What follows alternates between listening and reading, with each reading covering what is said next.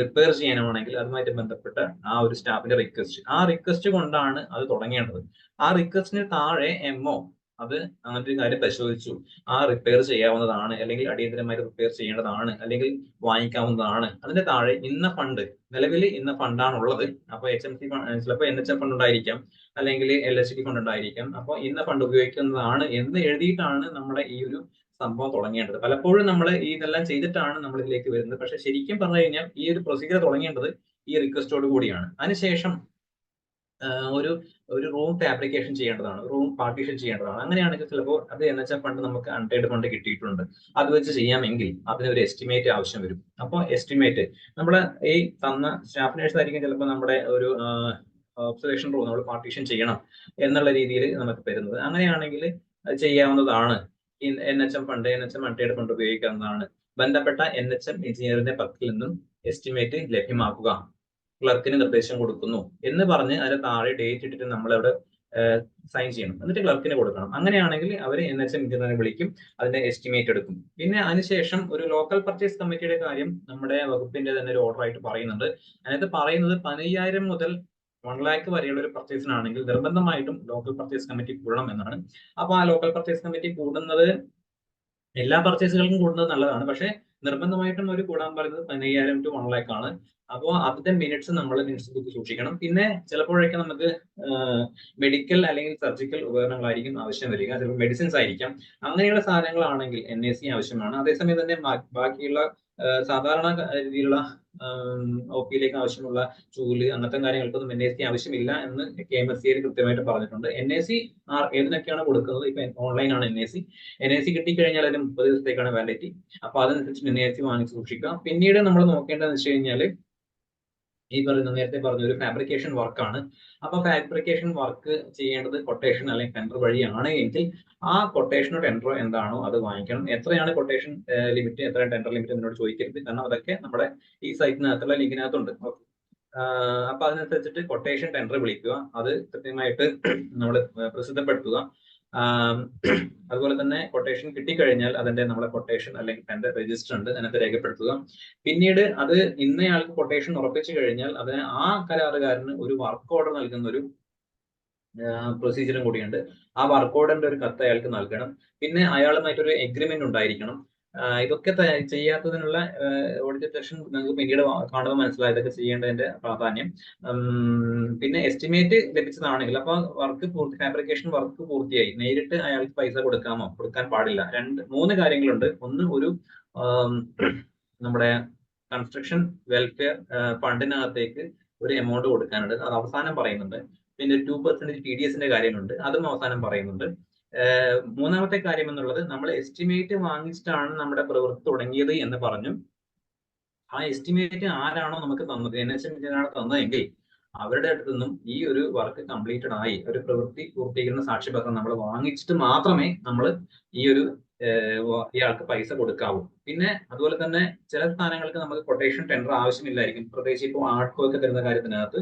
അപ്പൊ അങ്ങനെയാണെങ്കിൽ അവരെ ഈ പറഞ്ഞ സ്റ്റോർ പർച്ചേസ് റൂൾസിനകത്ത് നിന്നും ഒഴിവാക്കി അവർക്ക് നേരിട്ട് അവരുടെ നിന്ന് വാങ്ങിക്കാം എന്നുള്ള രീതിയിൽ ഉള്ള ഒരു ഉത്തരവുണ്ടാകും. അത് വാങ്ങിച്ച് അത് നമ്മൾ എടുത്ത് നമ്മളെ ഫയൽ ചെയ്ത് സൂക്ഷിക്കണം. അത് ചെയ്യേണ്ട കാര്യം എന്ന് വെച്ച് കഴിഞ്ഞാൽ എപ്പോഴും അവർക്ക് ഈ ആർട്ട്കോനൊന്നും 2 കാര്യങ്ങളാണ്. ആർട്ട്കോനൊന്നും കാലാകാലങ്ങളോളം ഇതൊരു ഒഴിവാക്കി കൊടുത്തതല്ല, എപ്പോഴും ഒരു വർഷത്തേക്ക് എന്ന രീതിയിലാണ് കൊടുക്കുന്നത്.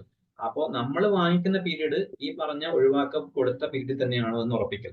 രണ്ടാമത്തേത് എന്നുള്ളത് ആ പറഞ്ഞ ആർട്ട്കോയ്ക്ക് അവർ ചെയ്യുന്ന ഈ ആർട്ട്കോ എന്ന് പറഞ്ഞു കഴിഞ്ഞാൽ ഞാൻ മനസ്സിലാക്കിയെടുത്തോളം അവർ നമ്മൾക്ക് എന്ത് വേണമെങ്കിലും സപ്ലൈ ചെയ്യും. നമ്മൾ TV അല്ലെങ്കിൽ എന്ത് വേണമെങ്കിലും കാര്യങ്ങൾ സപ്ലൈ ചെയ്യും.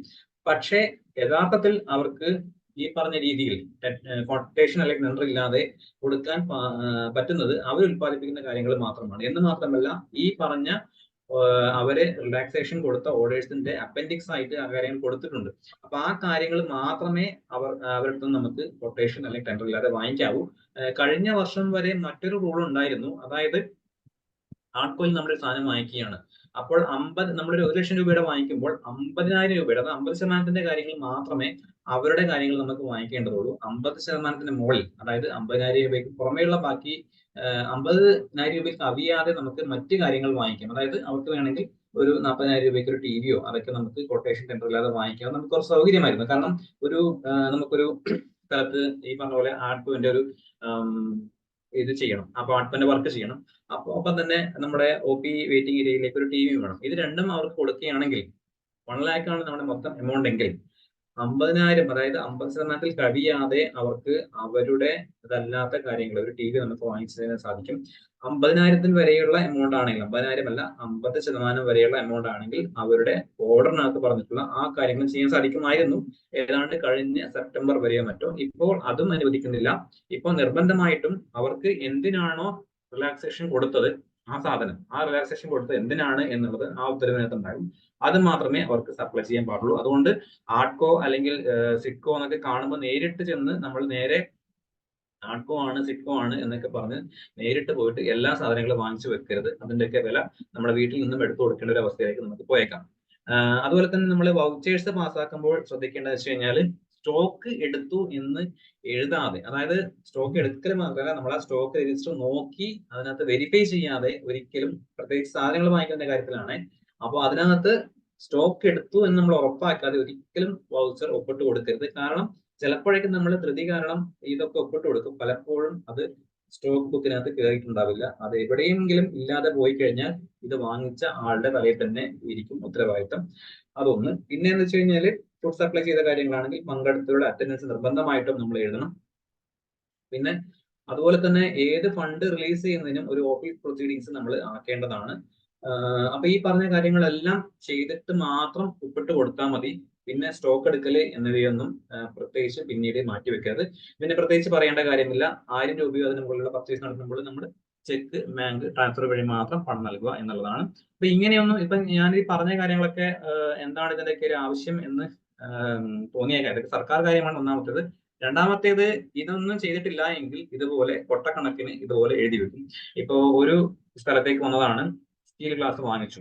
അപ്പോ എത്ര എമൗണ്ട് എന്ന് എഴുതിയിട്ടില്ല, എന്തായാലും അതിന് കൊട്ടേഷൻ വേണമെന്നാണ് അവർ പറയുന്നത്. അപ്പൊ ഇതൊന്നും നിങ്ങൾ വാങ്ങിക്കാൻ, ഞാൻ വെള്ളം കുടിക്കട്ടെ.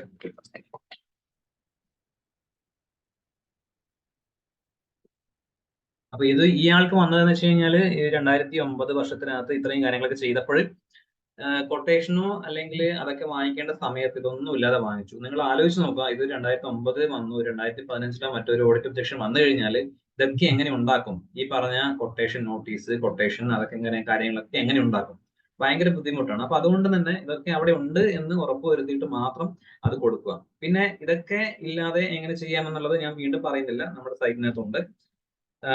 പിന്നെ കൊട്ടേഷൻ നമ്മൾ വിളിക്കുമ്പോൾ നമ്മളിപ്പോ ഒരു റാക്കാണ് നമുക്ക് വേണ്ടത്. അപ്പോൾ ആ റാക്കിന് ഒരു സ്പെസിഫിക്കേഷൻ ഉണ്ടാകുന്നതാണ് ഏറ്റവും നല്ലത്. സ്പെസിഫിക്കേഷൻ സാധാരണ തയ്യാറുള്ളത് നമ്മുടെ എഞ്ചിനീയേഴ്സ് ആണ്. പക്ഷെ ചില കാര്യങ്ങൾക്കൊന്നും ചിലപ്പോൾ അവരുടെ സ്പെസിഫിക്കേഷൻ ഉണ്ടാവില്ല. അങ്ങനെയാണെങ്കിൽ നമ്മൾ ലോക്കൽ പർച്ചേസ് കമ്മിറ്റിയിൽ നമ്മളൊരു ചർച്ച ചെയ്യുക, ഇന്ന സ്പെസിഫിക്കേഷനുള്ള, ഇന്ന ഉയരം, വണ്ണം ഒക്കെയുള്ള ഒരു സാധനം വാങ്ങിക്കാം എന്നുള്ളൊരു സ്പെസിഫിക്കേഷനോട് കൂടി തന്നെ വേണം നമ്മൾ കൊട്ടേഷൻ കൊടുക്കേണ്ടത്.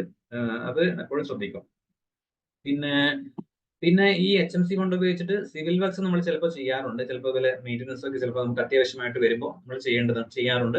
അത് പേഷ്യന്റിന്റെ കാര്യങ്ങൾക്കാണെങ്കിൽ അതിന് വലിയ തെറ്റില്ല. പക്ഷെ അത് ചെയ്യുമ്പോൾ ഈ ഞാൻ നേരത്തെ പറഞ്ഞ കാര്യങ്ങൾ ചെയ്യാത്തതാണ് ഇവിടെ പറഞ്ഞിട്ടുള്ള ഓഡിറ്റ് തടസ്സവാദങ്ങൾ. ഒന്ന്, ബന്ധപ്പെട്ടവരിൽ നിന്നും വർക്ക് എസ്റ്റിമേറ്റ്, അതായത് LHD എഞ്ചിനീയറോ അല്ലെങ്കിൽ NHM എഞ്ചിനീയറിന്റെ അടുത്തുനിന്ന് വർക്ക് എസ്റ്റിമേറ്റ്, പിന്നെ അത് കിട്ടിയിട്ടില്ല. കംപ്ലീഷൻ സർട്ടിഫിക്കറ്റ് കിട്ടിയിട്ടില്ല. പിന്നെ കൊട്ടേഷൻ ക്ഷണിച്ചു, പക്ഷെങ്കിൽ ഈ കൊട്ടേഷൻ ഓരോന്ന് അത് നമുക്ക് എപ്പോഴാണ് കിട്ടുന്നത് എന്നുള്ളത്, ഇന്ന് കൊട്ടേഷൻ നമുക്ക് ലഭിക്കാനായിട്ട് ചിലപ്പോൾ 10-ാം തീയതി വരെ നമ്മൾ സമയം കൊടുക്കും. അപ്പൊ 7-ാം തീയതിയാണോ 8-ാം തീയതിയാണോ എന്നുള്ളത് നമ്മൾ രേഖപ്പെടുത്തണം. ഒന്ന്. രണ്ടാമത്തേത്, എപ്പോഴാണ് തുറന്നത് എന്നുള്ളതും അതിന്റെ കവറിന്റെ പുറത്ത് നമ്മൾ രേഖപ്പെടുത്തേണ്ടതാണ്. മൂന്നാമത്തെ കാര്യം നോക്കുക, കൊട്ടേഷൻ നോട്ടീസിന് വേണ്ടത്ര പ്രചാരണം നൽകിയിട്ടില്ല. പലപ്പോഴും സംഭവിക്കുന്നത് നമുക്കറിയാം, നമ്മൾ കൊട്ടേഷൻ പിന്നീടാണ് ചിലപ്പോൾ വിളിക്കാറ് എന്നുള്ളത്. പക്ഷെ അതൊക്കെ കൃത്യമായിട്ട് പിടിക്കുന്ന ചില സിറ്റുവേഷൻസ് ആണ് ഇത് എന്ന് നോക്കുക. അപ്പൊ ഈ കൊട്ടേഷൻ നോട്ടീസിന് എങ്ങനെ പ്രചാരണം നൽകാം? ഒന്ന്, നമുക്ക് പത്രത്തിൽ കൊടുക്കാം. പക്ഷെ പത്രത്തിൽ കൊടുക്കുന്നതിന്, വാർത്ത കൊടുക്കുന്നതിന് വലിയ ചിലവൊന്നുമില്ല. പക്ഷെ നോട്ടീസിന്റെ ആ കോളം ഉപയോഗിക്കുന്നതിന് എന്തായാലും ചിലവ് വരും. ചിലപ്പോൾ അത് നമുക്ക് താങ്ങില്ല. അപ്പൊ അങ്ങനെയാണെങ്കിൽ നമുക്ക് എന്ത് ചെയ്യാൻ പറ്റും? നമ്മൾ ഈ കൊട്ടേഷൻ നോട്ടീസ് ഇട്ടു, നമ്മൾ കൊട്ടേഷൻ നോട്ടീസ് നമ്മൾ ഓഫീസിൽ നിന്ന് പ്രിന്റ് ചെയ്തു.